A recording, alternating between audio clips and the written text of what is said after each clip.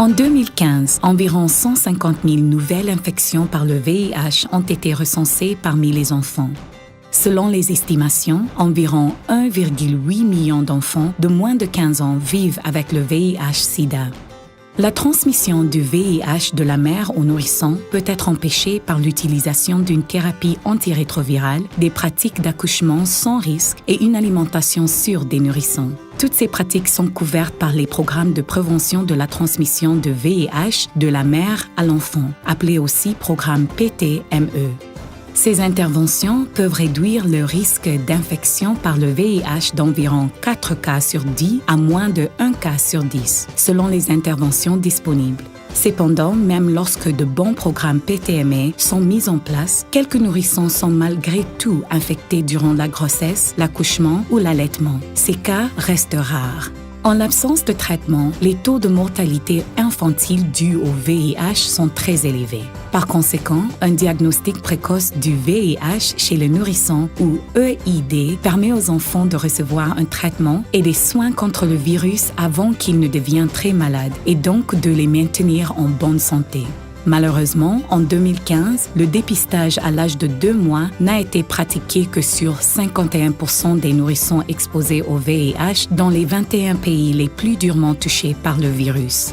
Il existe 2 types de dépistage du VIH. L'un mesure les anticorps anti-VIH et l'autre détecte la présence du VIH. La présence d'anticorps signale une réponse du corps au VIH. On les mesure en utilisant un test de dépistage rapide du VIH, mais les mères transmettent également les anticorps à leur bébé durant la grossesse et l'accouchement.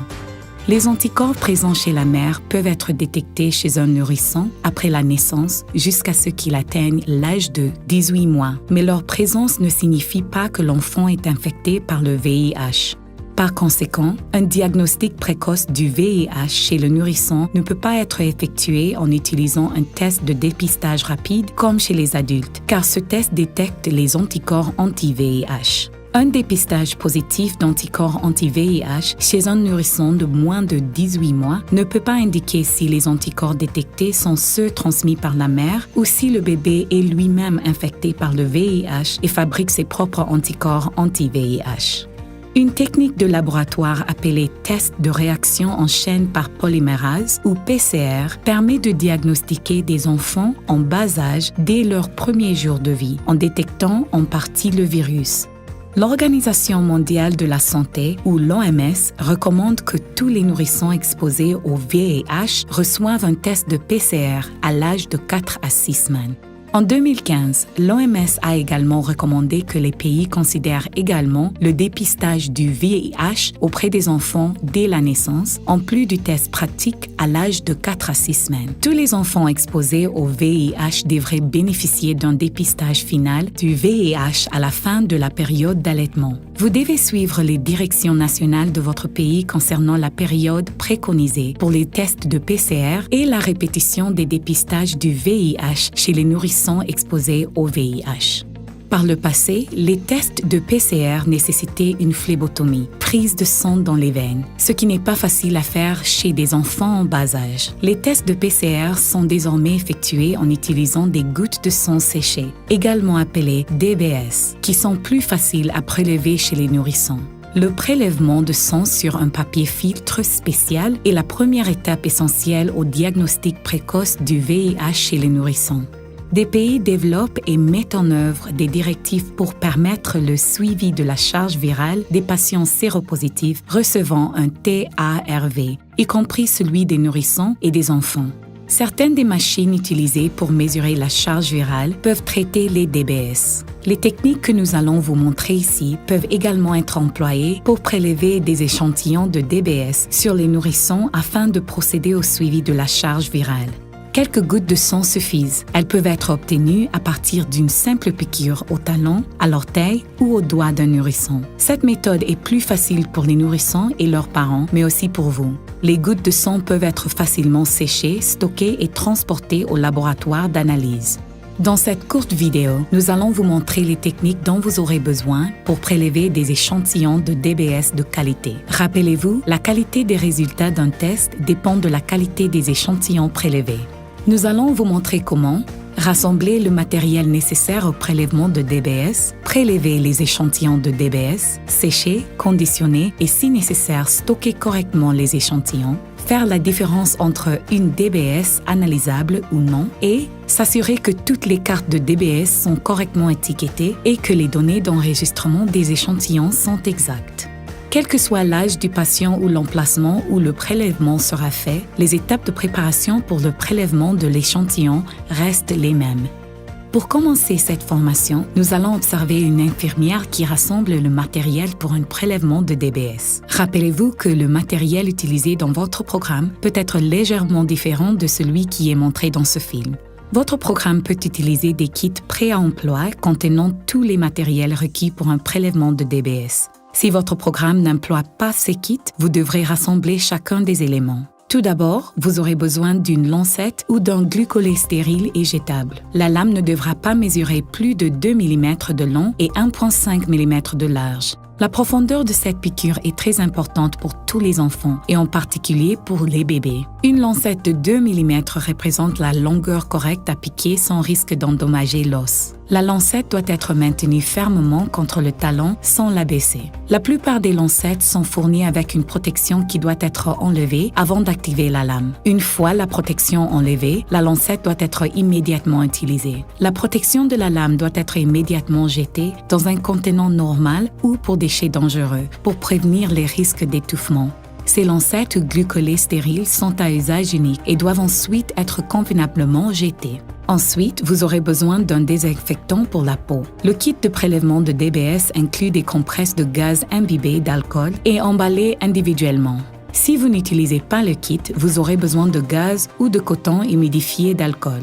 Il vaut mieux utiliser des gants non poudrés, car la poudre pourrait interférer avec le test de PCR. Si vos gants sont poudrés, vous devez nettoyer la poudre avant de toucher le pied du bébé ou la carte de test de DBS. Il est important d'utiliser une nouvelle paire de gants propres pour chaque patient testé.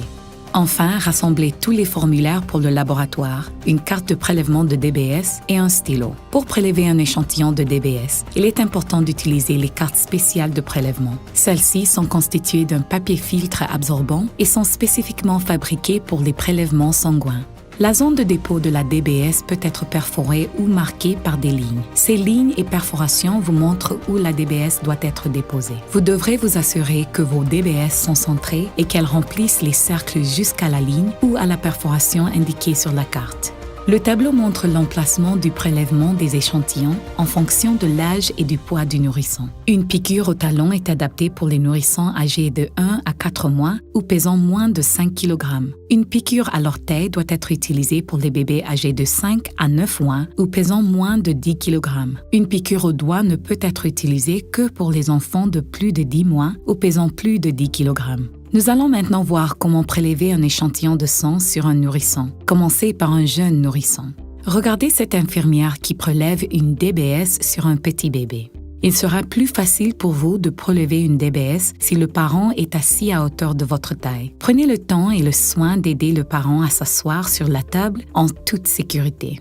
Utilisez un stylo pour remplir les formulaires du laboratoire conformément aux instructions des directives nationales sur le diagnostic du VIH. Si les informations sont incomplètes et incorrectes, le laboratoire peut rejeter la DBS. Si le laboratoire rejette la DBS, cela signifie que le test n'est pas conforme et qu'un nouveau prélèvement devra être effectué. Après avoir confirmé qu'il s'agit de l'enfant à tester, il est important de mettre le parent à l'aise quant à la manière dont la DBS va être prélevée et de leur demander de l'aide pour faciliter et accélérer le processus pour le bébé. Ici, l'infirmière montre à cette mère comment réchauffer le pied de son bébé. Le sang coulera facilement vers la zone réchauffée et pourra être prélevé rapidement, sans effort et en évitant les traumatismes. Si vous effectuez un prélèvement de DBS par temps plus froid, vous pouvez, si besoin, faire tremper le pied du bébé dans l'eau chaude ou utiliser une serviette imbibée d'eau chaude pour le réchauffer. Tandis que la mère réchauffe le pied du bébé, l'infirmière peut se préparer au prélèvement en se lavant entièrement les mains avant de mettre de nouveaux gants et de rassembler le matériel. Les gants contenus dans des kits de prélèvement de DBS ne sont pas poudrés et peuvent être utilisés immédiatement. Si vos gants sont poudrés, lavez vos mains après avoir enfilé les gants pour enlever la poudre. L'infirmière remplit la carte de test DBS sur une surface propre avec des données d'identification appropriées et la date du test. Elle fait également attention à ne pas toucher les cercles sur la carte ou toute autre chose, car le fait de toucher les cercles peut les contaminer et nuire au résultat du test. Lors du prélèvement de la DBS au talon, il est important de placer correctement le bébé avec le pied vers le bas pour un prélèvement rapide et propre. Généralement, la meilleure manière de le faire est de demander à la mère de mettre le bébé sur son épaule, en mettant un bras sous les fesses du bébé. En tenant le bébé fermement sous les fesses, la mère peut vous aider à contrôler les mouvements de l'enfant et ainsi rendre la procédure plus sûre et plus précise. Comme vous pouvez le voir ici, l'infirmière a choisi l'emplacement où elle piquera le pied du bébé. Pour les petits nourrissons, jusqu'à environ 4 mois et jusqu'à 5 kg, une piqûre sur le côté du talon fonctionne bien. Ne piquez pas à l'arrière ou sous le talon, car vous risquerez de toucher l'os. La zone devra alors être nettoyée. Attendez 30 secondes pour que la zone sèche complètement, car le désinfectant présent sur le pied pourrait contaminer l'échantillon. En attendant que la zone sèche complètement, enlevez la protection de la lame de la lancette et jetez-la dès que possible pour empêcher les risques d'étouffement. Une fois la protection enlevée, la lancette doit être immédiatement utilisée. Serrez doucement, puis relâchez la partie inférieure de la jambe et le pied du nourrisson jusqu'à ce que le sang puisse sortir facilement au moment de la piqûre. Le talon doit être chaud et d'une couleur rosâtre. Ne serrez pas trop près de l'emplacement de la piqûre. Appuyez la lancette fermement sur l'emplacement choisi tout en stabilisant le pied. Relâchez alors la gâchette pour que la lame pénètre dans le talon. Effacez la première goutte de sang avec la gaze ou du coton sec. Cette première goutte n'est pas adéquate pour analyser parce qu'elle contient des liquides tissulaires. N'oubliez pas de jeter la lancette dans le contenant pour objets tranchants et la gaze dans un contenant pour objets contaminés. Laissez alors une deuxième grosse goutte de sang se former. Vous pouvez serrer et relâcher doucement la partie inférieure de la jambe et le pied du nourrisson pour augmenter le saignement. Il est très important de ne pas appuyer autour de l'emplacement de la piqûre, car vous obtiendrez des liquides tissulaires au lieu de sang et le laboratoire ne pourra pas obtenir des résultats appropriés. Maintenant, déposez doucement la grosse goutte de sang sur le papier filtre, au centre du cercle indiqué sur la carte. N'appuyez pas le papier contre l'emplacement de la piqûre ou le talon. Laissez le sang imbiber et remplir entièrement le cercle. Pour chaque cercle, serrez le pied jusqu'à ce que la goutte se forme. Prélevez la goutte sur le papier filtre, relâchez brièvement le pied pour permettre au sang de circuler à nouveau. Appuyez à nouveau jusqu'à ce qu'une goutte se forme. Prélevez-la sur le papier filtre jusqu'à ce que le cercle soit rempli. Ne passez pas au cercle suivant avant que le premier soit entièrement rempli. Soyez patient. Pour certains, ce processus prend plus de temps. Essayez de remplir 5 cercles. Si ce n'est pas possible, il est recommandé de remplir au moins 3 cercles. Un cercle est plein une fois que le sang a atteint la ligne ou la perforation indiquée. Nous parlerons dans quelques minutes des cartes de test DBS valides ou non. Mais vous pouvez remarquer que, dans cet exemple, les 5 cercles ne sont pas parfaitement prélevés. Cependant, 3 cercles sont correctement remplis, donc cette carte de test DBS est valide. Il vaut mieux obtenir 3 cercles remplis de qualité plutôt que 5 à moitié pleins et donc de moins bonne qualité. Pour soigner l'emplacement de la piqûre, appuyez le gaz ou le coton sur l'emplacement de la piqûre jusqu'à ce que le saignement s'arrête. Si le saignement s'est arrêté, un pansement n'est pas nécessaire. Ici, l'infirmière demande à la mère de maintenir la gaze sur la blessure du bébé.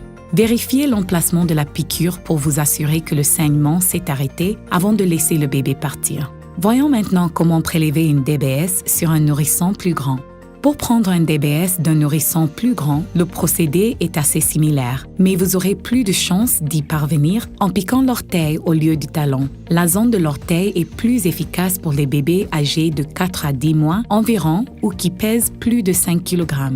Les premières étapes seront les mêmes que pour un plus petit nourrisson. L'infirmière rassemblera le matériel nécessaire. Ensuite, elle aidera les parents et le bébé à s'installer sur la table en toute sécurité. Elle informera le parent sur la procédure et lui montrera comment réchauffer le pied. Puis, elle remplira la carte de test DBS et le formulaire de demande du laboratoire. L'infirmière se lavera les mains et enfilera les gants. Assurez-vous de bien inscrire les données d'identification du patient et la date du test. Faites attention à ne pas toucher les cercles indiqués sur la carte avec vos doigts ou autre chose.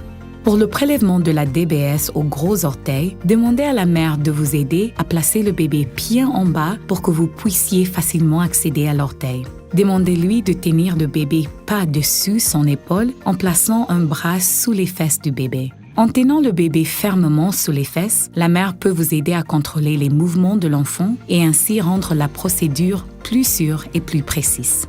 L'infirmière a choisi la zone où elle piquera l'orteil du bébé. Le meilleur emplacement se situe sur le côté du gros orteil. Utilisez uniquement une lancette de 2 mm et faites attention de ne pas piquer l'extrémité de l'orteil où l'os est trop proche de la peau. Nettoyez la zone choisie et laissez-la entièrement sécher.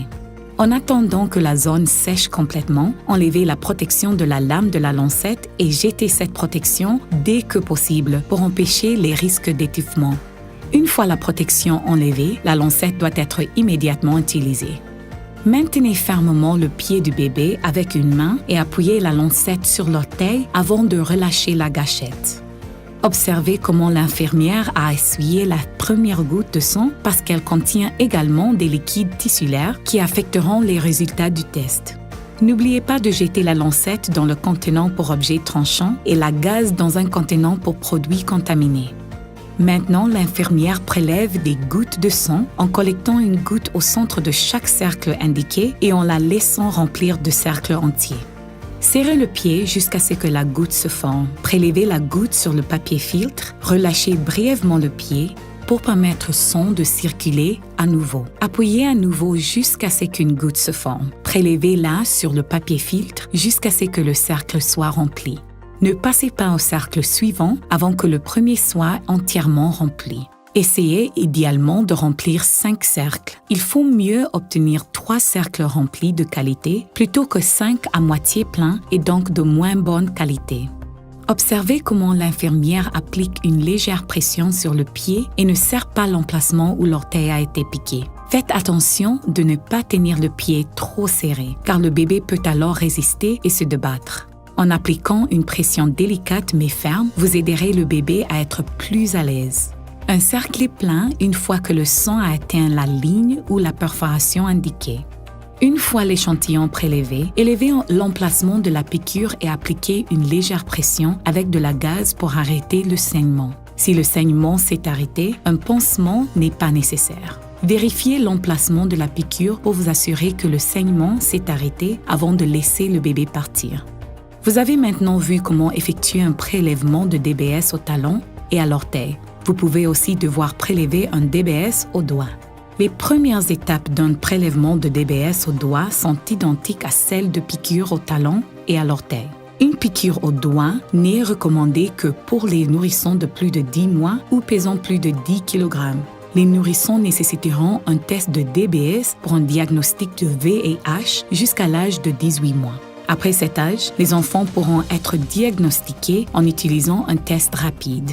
Les premières étapes seront les mêmes que pour un petit nourrisson. L'infirmière rassemblera le matériel nécessaire. Ensuite, elle aidera le parent et le bébé à s'installer sur la table en toute sécurité.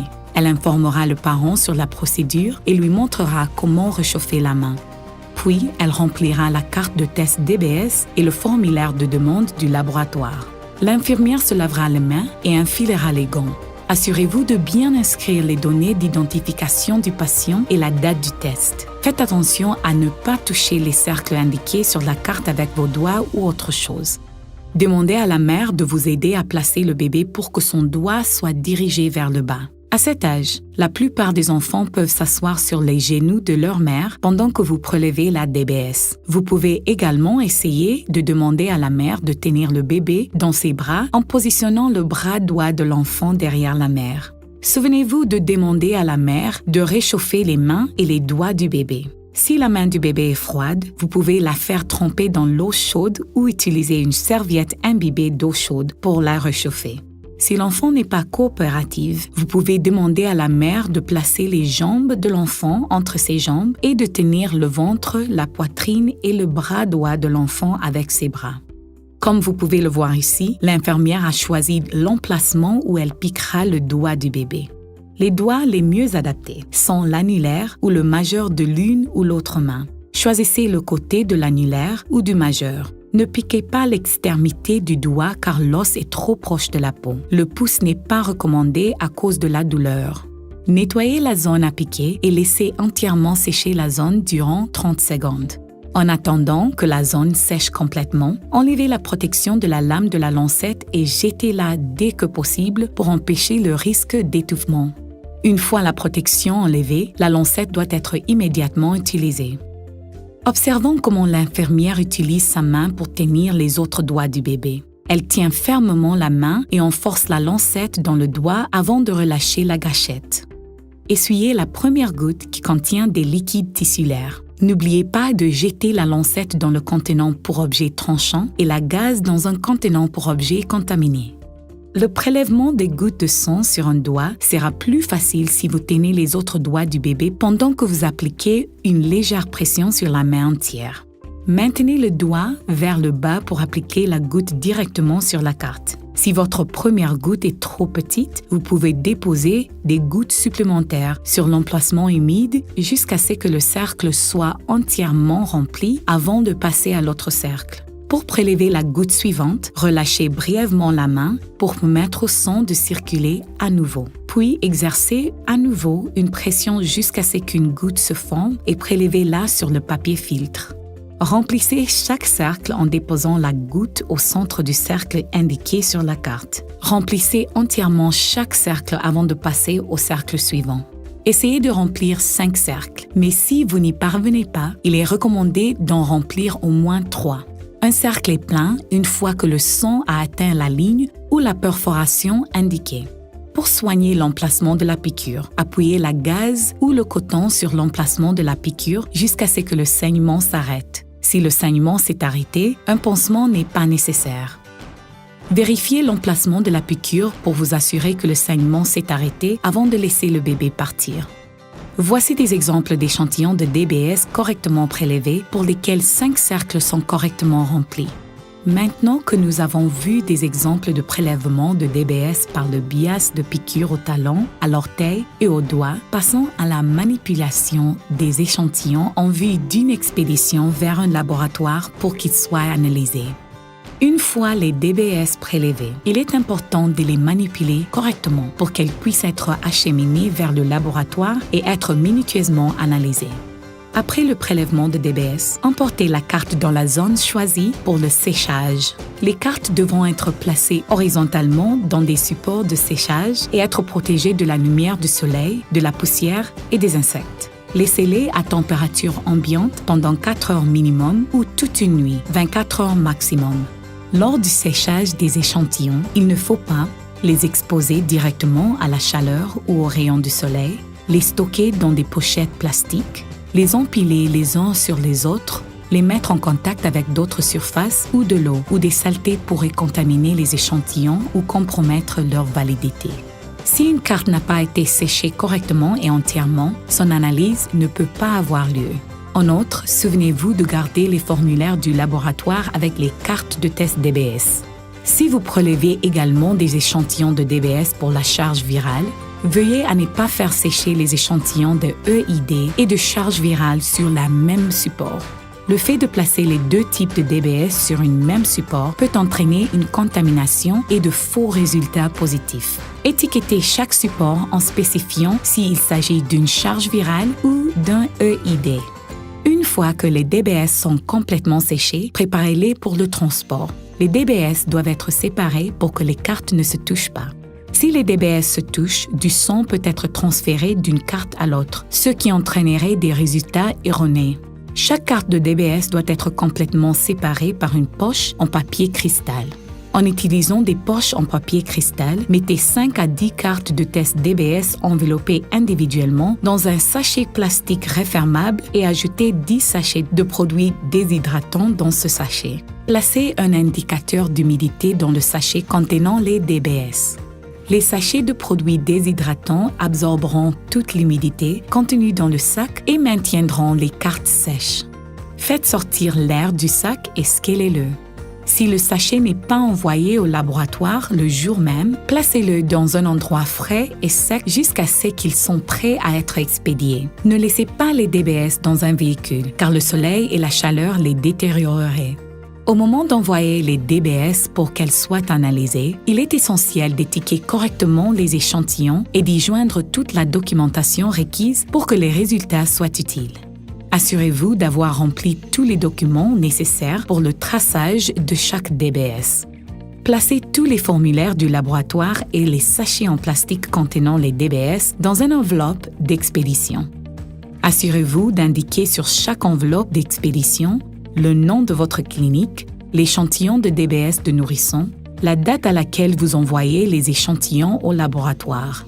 Prenons un moment pour revoir les informations que nous avons vues jusqu'ici au sujet du prélèvement et de la manipulation de DBS. Nous avons parlé du matériel nécessaire au prélèvement de DBS. Nous avons couvert 3 manières différentes de prélever directement un échantillon de DBS sur un nourrisson. Nous avons aussi fourni des instructions sur la manipulation et le séchage des échantillons et leur préparation pour être envoyés au laboratoire. Nous espérons que vous vous sentez déjà bien informé pour prélever des échantillons de DBS pour le dépistage des nourrissons. En plus de prélever et de manipuler correctement des échantillons, vous devez remédier au problème pour vous assurer que chaque résultat de test est aussi précis que possible. Voici quelques conseils. Tout d'abord, conservez des registres précis. La raison la plus courante de rejet des DBS par un laboratoire est l'erreur d'étiquetage. Le laboratoire ne peut pas analyser un échantillon si les étiquettes contiennent des erreurs. Assurez-vous que toutes les cartes de test DBS sont étiquetées, que les formulaires de demande du laboratoire sont complètement et correctement remplis et que les registres des échantillons sont exacts. En second lieu, manipulez et séchez les nouveaux échantillons correctement. Troisièmement, empêchez les problèmes de prélèvement qui peuvent rendre les échantillons inutilisables. Voici quelques problèmes courants et des rappels sur la manière de les éviter. Cet échantillon présente des anneaux jaunes autour du son. Ceci peut avoir été provoqué par une contamination de l'échantillon par le désinfectant. Pour éviter ceci, laissez l'alcool sécher complètement avant de piquer la peau. Si vous utilisez de la bétadine, du savon ou tout autre produit nettoyant sans alcool, essuyez complètement ce produit avant de prélever l'échantillon. La contamination peut aussi être due à la présence de liquide tissulaire dans le sang. Vous pouvez éviter ceci en n'appuyant pas sur la zone autour de la piqûre. À cause de la présence de ces anneaux jaunes, l'échantillon ne sera pas analysé. Les éraflures sur le papier filtre peuvent également causer des problèmes. Pour empêcher ceci, n'éraflez pas le papier filtre ou ne tamponnez pas le sang sur le papier. Un manque de sang peut également donner lieu à des échantillons qui ne peuvent pas être testés. Si une de vos gouttes est trop petite, vous pouvez déposer une autre goutte sur l'emplacement humide jusqu'à ce que le cercle soit entièrement rempli, avant de passer à l'autre cercle. Si vous ne parvenez pas à obtenir des gouttes suffisamment grosses, le pied du nourrisson peut être froid, la pression exercée peut être insuffisante ou il peut être nécessaire de choisir un autre emplacement et de procéder à une nouvelle piqûre sur le nourrisson. Si une nouvelle goutte est positionnée par-dessous une goutte sèche, les gouttes se superposent et ne seront pas analysables. Pour éviter ceci, n'ajoutez pas de nouvelles gouttes sur une goutte déjà séchée. Si la goutte de sang n'est pas centrée à l'intérieur des lignes ou de la zone perforée, elle peut ne pas être analysable. Si une goutte est située trop à l'extérieur des lignes, passez à un autre cercle. Si le nourrisson bouge trop, il sera difficile de diriger le sang vers la carte. Assurez-vous de prendre le temps de montrer à la personne accompagnant le bébé comment vous aider en tenant le patient fermement et sans risque. Un niveau d'humidité élevé peut interférer avec la qualité et l'exactitude des résultats de test. Si le niveau d'humidité indiqué est élevé, il est recommandé d'enlever les anciens sachets de produits déshydratants et l'indicateur d'humidité et les remplacer par de nouveaux sachets et un nouvel indicateur. Et rappelez-vous que vous devez placer 10 sachets de produits déshydratants dans le sachet plastique pour 5 à 10 cartes de test DBS individuellement enveloppées. Assurez-vous de sceller le sachet plastique en faisant sortir tout l'air. Dans cette vidéo, vous avez vu comment prélever des DBS de qualité qui peuvent être utilisés pour un diagnostic virologique du VIH ou pour le suivi de la charge virale chez les nourrissons dès la mise à disposition de cet procédé dans votre pays. En résumé, vous avez appris à rassembler la matière nécessaire au prélèvement des DBS, remplir entièrement et précisément la carte de test DBS, et le formulaire de demande du laboratoire. Choisir la zone la plus sûre pour piquer la peau d'un nourrisson, piquer la peau avec une lancette stérile tout en portant les gants, appliquer une pression appropriée sur la jambe ou la main d'un enfant pour favoriser la formation de gouttes de sang, essuyer la première goutte qui contient des liquides tissulaires, prélever au moins 3 gouttes de qualité sur la carte de prélèvement de DBS, sécher les échantillons de DBS, conditionner les DBS pour les expédier et les stocker. Le diagnostic précoce de VIH chez les nourrissons présente des avantages médicaux et psychologiques pour les bébés, leurs familles et le personnel soignant, car un retard dans la prise du traitement peut entraîner des risques plus importants de maladies graves et de décès. Les mères et les personnels médicaux qui ont utilisé des interventions PTME durant la grossesse, l'accouchement et l'allaitement peuvent être fiers de ce qu'ils ont accompli afin de protéger ces bébés. Les tests de la plupart des nourrissons âgés de 4 à 6 semaines seront négatifs. Il est recommandé que les nourrissons exposés au VIH et allaités soient contrôlés sérologiquement pour le VIH par le biais d'un test rapide à l'âge de 9 mois. Les nourrissons âgés de 9 mois qui réagissent aux analyses sérologiques doivent faire l'objet d'un test virologique pour confirmer le diagnostic d'infection par le VIH. Les enfants allaités âgés de 9 mois dont le dépistage sérologique est négatif devront être à nouveau testés à l'âge de 18 mois ou 3 mois après avoir été sévrés. Les tests sérologiques ne doivent être utilisés pour diagnostiquer l'infection par le VIH que chez les nourrissons âgés de 18 mois ou plus. Ceci signifie que vous pourriez être amené à prélever des échantillons de DBS pour un diagnostic VIH chez des nourrissons de moins de 18 mois. Les directives relatives au dépistage chez les nourrissons diffèrent légèrement d'un pays à l'autre. Vous devez donc suivre les directives nationales de dépistage pour les nourrissons. Les pays mettent en place des directives pour le suivi de la charge virale pour les patients sous TARV, y compris pour les nourrissons. Votre ministère de la Santé vous fournira plus d'informations sur ces directives et la disponibilité de ces services. En cas de résultat positif au dépistage du VIH, les nourrissons doivent pouvoir recevoir un traitement précoce qui les aidera à grandir sainement. Plus le traitement sera commencé tôt, plus l'avenir de ces enfants sera prometteur. Tous les nourrissons dont le test VIH s'avère positif doivent être à nouveau testés pour confirmation. Cependant, le traitement contre le VIH devra être mis en place immédiatement et ne pas être retardé en attendant les résultats du test de confirmation. Une fois que les résultats du test VIH sont communiqués aux responsables de l'enfant, la famille et le personnel médical peuvent se concentrer sur la mise en place d'un avenir sécuritaire et sain pour l'enfant infecté. Nous espérons que cette vidéo aura été utile et instructive. En prélevant correctement des échantillons de DBS chez les nourrissons, vous aurez une véritable influence sur la vie des enfants qui peuvent être dépistés et traités contre le VIH en étant très jeunes. Merci de permettre aux enfants de vivre plus longtemps et plus sainement.